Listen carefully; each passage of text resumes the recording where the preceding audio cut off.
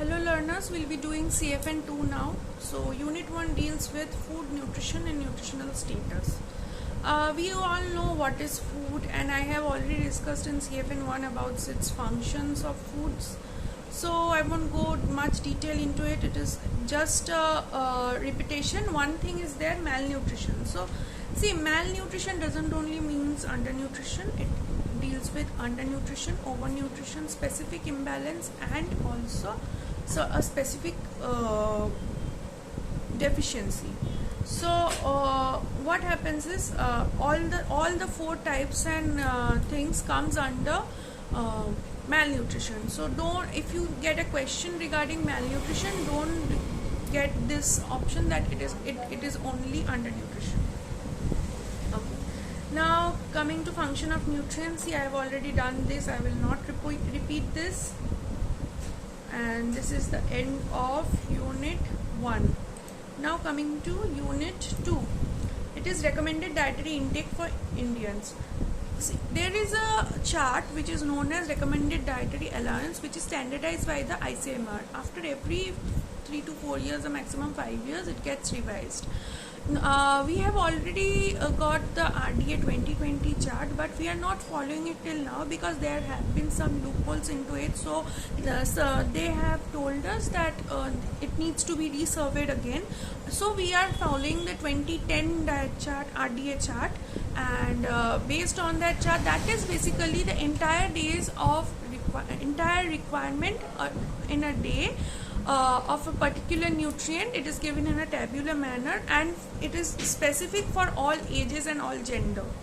So that way it is defined. If you can have a look, it is given. If you search it in Google, then you'll find it RDA for RDA 2010, which we normally follow, and you'll get one.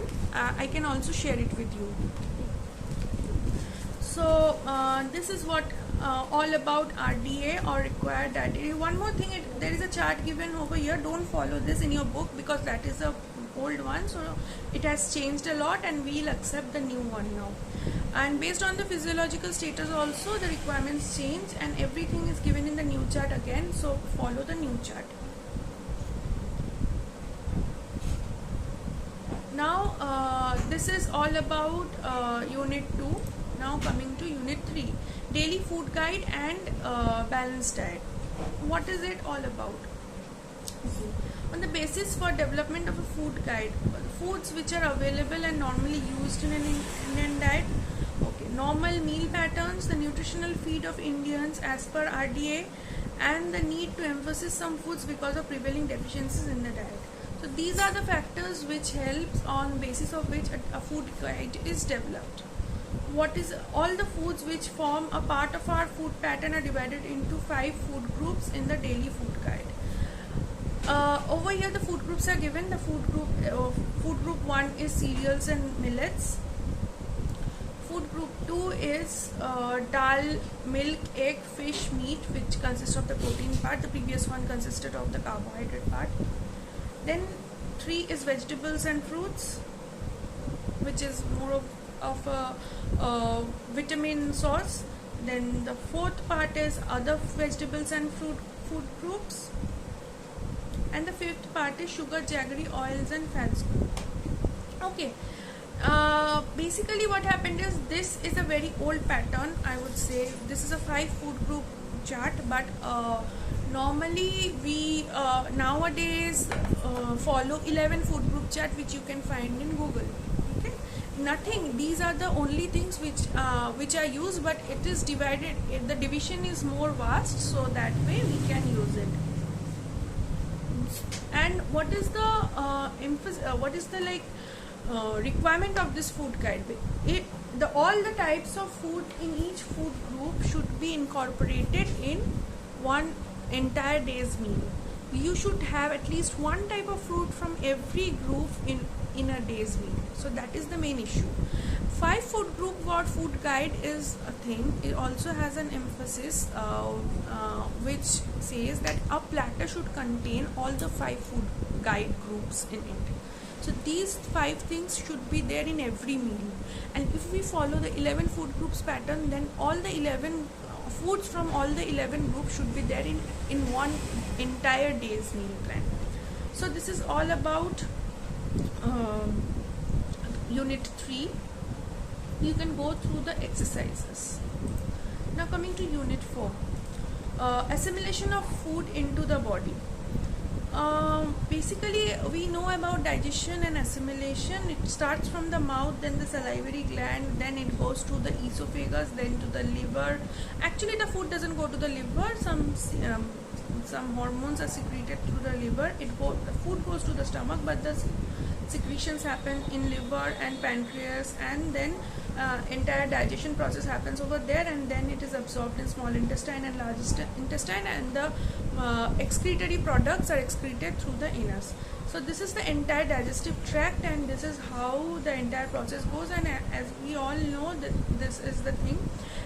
Foods are broken down to parts. It's starting from our teeth, the work of our teeth, then it breaks down in all parts of the body, so that it can be digested in the required format.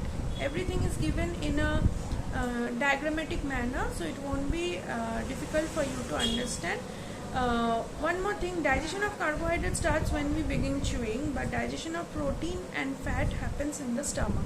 Okay, because we need certain enzymes for the breakdown of amino acids and fatty acids, so that happens there.